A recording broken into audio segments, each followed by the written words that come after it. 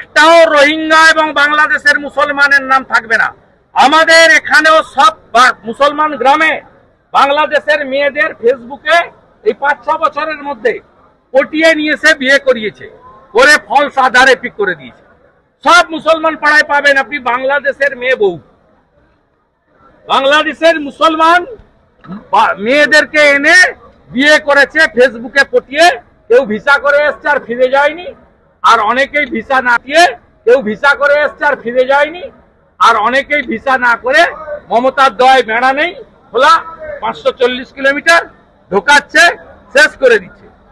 ইয়ারে যদি 50 লাখ বাদ যায়, এখানে 1,25,00,000 বাংলাদেশি মুসলমান আর রোহিঙ্গা বাদ যাবে।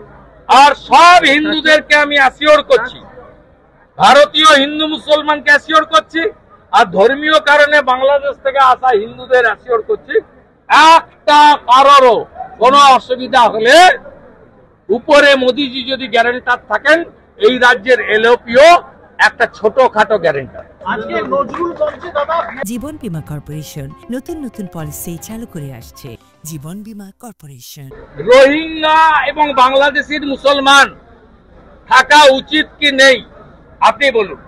আপনি যদি ট্রু ভারতীয় হন, কার্গিল বিজয় দিবসে দাঁড়িয়ে বলুন এই অনুপ্রবেশকারীদের থাকা উচিত কি উচিত।